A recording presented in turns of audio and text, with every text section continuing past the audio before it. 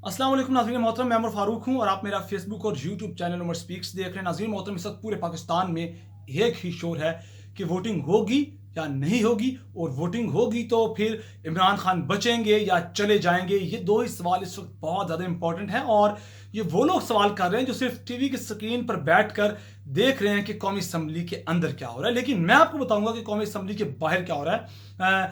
कौमी असम्बली से बाहर इस्लामाबाद के अंदर इस वक्त बहुत हंगामी सूरत हाल है। और आप अगर आपने मेरी पहली वीडियोस देखी हो तो उस वक्त मैंने आपको बताया था कि जो कौमी असम्बली से बाहर के हालात भी बड़े हंगामी हैं, बहुत ख़तरनाक हैं, बहुत तशवीशनाक हैं।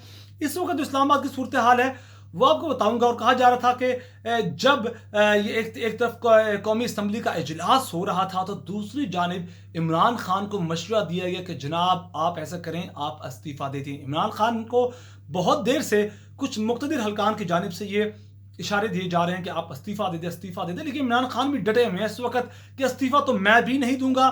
और उसके अलावा इस वक्त जो इस्लामाबाद की सूरत हाल है, वहाँ मैंने आपको पहले कुछ वीडियोस में बताया था कि इमरान खान किसी बड़ी शख्सियत को, किसी बहुत बड़े आला ओहदेदार को बरतरफ कर सकते हैं। और इसी के बारे में अब आज एक MNA थे, है नहीं थे PTI के, उन्होंने एक ट्वीट किया। उन्होंने कहा कि किसी भी तरह करके आज का जो इजलास है वजीर आजम इमरान खान का, जिसकी उन्होंने आज ब्रेकिंग आई थी और खबर आई थी कि वजीर आजम ने आज 9 बजे अपना इजलास बुलाया।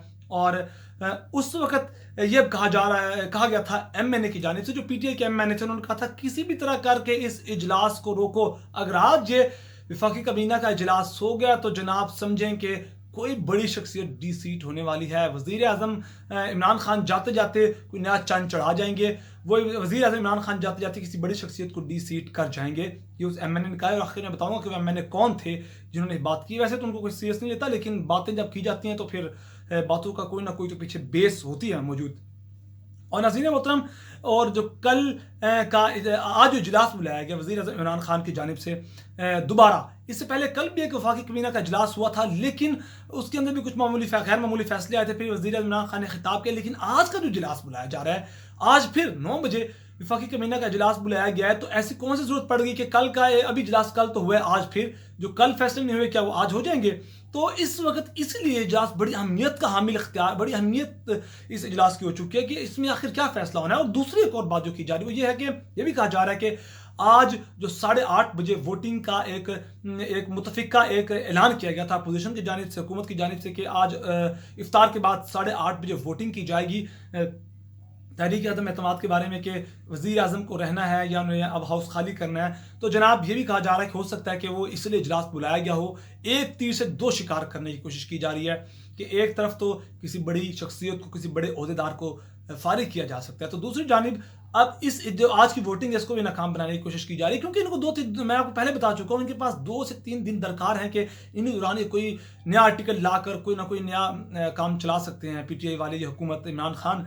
तो ये कोशिश की जा रही है कि जो 8:30 का जो इजलास है वो 9 बजे तक, जब वफाकी कबीना का इजलास होगा तो तमाम वफाकी वज़रा वहाँ चले जाएंगे, तो पीछे से कौन सी वोटिंग होगी, और फिर शहबाज शरीफ को अपने उच्चकन शेरवानी लेकर वापस उसी तरह जाना पड़ेगा। और इसके अलावा बहुत सी और भी अहम तरीन चीज़ें हैं। बिलावल ने जो बात की है, शाह महमूद कुरैशी ने जो कौमी असम्बली के अंदर बात की है, आसिफ अली जरदारी ने बहुत ज़्यादा इंपॉर्टेंट बात की है, और फिर उसके अलावा असद उमर ने भी बड़ी बात की। ये 3 से 4 अरकान हैं, इन्होंने बड़ी अहम तरीन बातें की हैं, वो भी आपको बताऊंगा। सबसे पहले बिलावल की बात करेंगे। बिलावल भुट्टो जरदारी ने कहा कि बड़ी हैरानकुन बात करते हुए कहा कि अगर हम चाहते तो वज़ीर आज़म इमरान खान को हम फारिग करवा सकते थे, नाअहल करवा सकते थे। यानी कि फैसले आपके हाथ में हो रहे हैं या सुप्रीम कोर्ट कर रही है?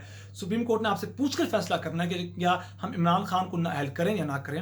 ये इन्होंने बात की है, वला आलम कि उनका क्या मतलब था, लेकिन जब बातें हो जाती हैं तो फिर उनसे नतीजे भी अखज़ किए जाते हैं। और बिलावल ने एक और बड़ी खास बात की। उन्होंने कहा कि इस्टेब्लिशमेंट इस वक्त तकसीम हो चुकी है। उन्होंने इशारों किनारों में जनरल फैज़ का भी नाम लिया है, बात दूसरी तरफ लेकर गए हैं, लेकिन इशारों किनारों में बात की है उन्होंने। अब आप बात खुद समझ जाएं कि इस्टेब्लिशमेंट में कौन डिवाइड हो सकता है क्या नहीं, क्योंकि खुलकर बात नहीं की जा सकती। इसके अलावा शाह महमूद कुरैशी ने 3 से 4 हम तीन अमेरिका के बारे में पॉइंट्स बताए, वो आपको बताऊंगा। लेकिन उससे पहले जरदारी की बात बताऊंगा। आसिफ अली जरदारी ने कहा है अपने कौमी असम्बली के अंदर आज बात करते हुए कहा, उन्होंने बिल्कुल वही बात जो इमरान खान करते थे। उन्होंने कहा कि मैं किसी भी बंदे से बात करने के लिए तैयार हूं, पूरी तहरीक इंसाफ के अरकान से बात करने के लिए तैयार हूं, लेकिन बात नहीं होगी तो एक शख्स के साथ नहीं होगी। कौन वो शख्स है? इमरान खान। ये इस वक्त जो भी खिचड़ी पक रही है सिर्फ -1 फार्मूले के तहत सब कुछ हो रहा है कि इमरान खान को साइड लाइन किया जाए, इमरान खान को फारिग किया जाए। इस वक्त एक ही कहानी चल रही है कि किसी तरह इमरान खान से जान छुड़वाई जाए। अमेरिका ने भी कहा था कि इमरान खान रहेगा तो पाकिस्तान को सजा मिलेगी, इमरान खान नहीं रहेगा तो पाकिस्तान को बख्श दिया जाएगा। उन्होंने कोई तहरीक इंसाफ के कारकुनों की या जरदारी या शहबाज शरीफ की बात नहीं की, उन्होंने एक ही बात की थी कि इमरान खान को फारिग करवाओ, क्योंकि इमरान खान ने जो अमेरिका को ललकारता है, इससे पहले जो हमारे हुक्मरान थे उन्होंने कितना ललकारा आप भी जानते, मैं भी जानता हूं। हमारे तो माजी के हुक्मरानों के सामने बैठकर नाक में उंगलियां मार रहे होते थे और बैठकर दाल और कीमे और आलू चने की बातें कर रहे होते थे, इस तरह की बातें की जाती थी। तो आसिफ अली जरदारी ने कहा है कि मैं हर बंदे से बात कर सकता हूँ, तहरीक इंसाफ से बात कर सकता हूँ, PMLN से बात कर सकता हूँ, MKM से बात कर सकता हूँ, उनकी तमाम शराइत कबूल कर सकता हूँ, लेकिन बात नहीं कर सकता तो इमरान खान से बात नहीं कर सकता। उसके अलावा अब असद उमर की बात करेंगे। असद उमर ने वही बात की जो शीरम ज़ानी ने बात की।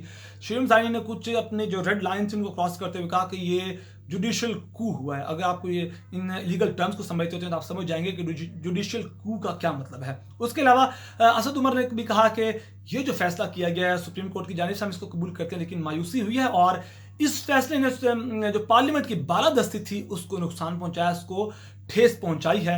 और उन्होंने कहा कि कैसे सुप्रीम कोर्ट में आकर जो कौमी असम्बली के इजलास उनका टाइम देगी, उनका वक्त का तयन करेगी। उसके अलावा फिर शाह महमूद कुरैशी ने आखिर में आपको बताऊंगा जो बातें की हैं वो भी बड़ी तहलका खेज है। उन्होंने कहा कि जब हम अमेरिका से बात करते हैं कि मसला कश्मीर हल करवाएं तो जनाब उस वक्त अमेरिका में कहता है कि आपका और भारत का अपना मामला है, बायलैटरल तरीके से सोल्यूशन निकालें, अमन अमान से कुछ बेहतर सोल्यूशन निकालें। वो अलग बात थी कि ट्रंप कहते थे कि मैं करूंगा, लेकिन ट्रंप ने अपनी कितनी बातों पर यकीन किया आप भी जानते हैं, मैं भी जानता हूं, पूरी दुनिया जानती है। उसके अलावा उन्होंने कहा है कि उसके अलावा जो मियाँ चन्नू का वाक़या है उस दौरान जब बात की गई तो मियाँ चन्नू के वाक़े के दौरान अमेरिका से हमने कहा कि ये जनाब ये मिसाइल उधर से आया है, तो आगे से अमेरिका ने कहा कि भारत ने आपको एक दफ़ा जवाब दे दिया कि हमसे ये गलती हुई, गलती से मिसाइल चला है, कुछ इंटेंशनली जान बूझते हुए हमने पाकिस्तान के अंदर नहीं भेजा। और खाली मिसाइल था, अगर उन्हें आप हमला करना था तो उसके अंदर कोई बारूदी मवाद या धमाकेदार मवाद जरूर मौजूद होता। लेकिन इमरान खान अमेरिका ने कहा कि आप लोग, अमेरिका ने जब भारत ने दफ़ा वजाहत दे दी है तो आप इस मामले को ना उछालें, अगर आप मामला सेट करना चाहते हैं तो आपस में कर लें।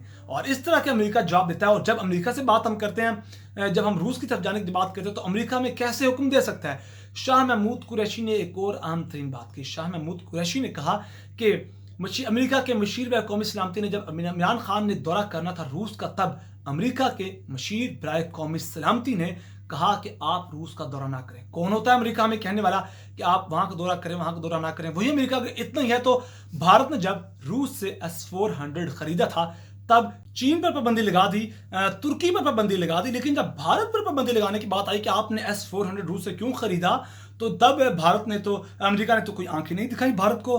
तो जनाब ये पाकिस्तान पर ही हुक्म क्यों चलाए जाते हैं अमेरिका की जानिब से? क्योंकि माजी के हुक्मरान हमेशा उन्होंने अमेरिका के हुक्म के आगे सर तस्लीम खम किया, उनके आगे सर झुकाया। तो उन्होंने समझा शायद इमरान खान भी ऐसे ही होंगे, जो ऑर्डर देंगे वो बखुशी तस्लीम कर लेंगे। लेकिन इमरान खान ने कहा नहीं भाई, नो, एब्सोल्युटली नॉट की बात की है इमरान खान ने, उन्हें यही तकलीफ है। और इसके बाद जो अहम तरीन बात है, ये पाकिस्तान में खाली रजीम चेंज नहीं हो रहा, हर उस मुल्क का रजीम तब्दील करने की कोशिश की जा रही है जिन्होंने अमेरिका को एब्सोल्युटली नॉट कहा है रूस और यूक्रेन के मामले में। तो आज की इस वक्त यही ताज़ा तरीन सूरत हाल है और आज देखते हैं कि वोटिंग होती है या नहीं होती और इस मामले को कितना डिले किया जाता है। नाज़रीन मोहतरम, यही तो तमाम तफसीलात थी जो आपके साथ शेयर करना थी। अगर आपको वीडियो लाइक हो तो प्लीज़ चैनल को सब्सक्राइब कीजिएगा, वीडियो को लाइक कीजिएगा और फेसबुक पर भी वीडियो को लाइक कीजिएगा, ज़्यादा से ज़्यादा शेयर कीजिएगा। अपना बहुत सारा ख्याल रखेगा, हमें दुआ में याद रखेगा। अल्लाह निगहबान।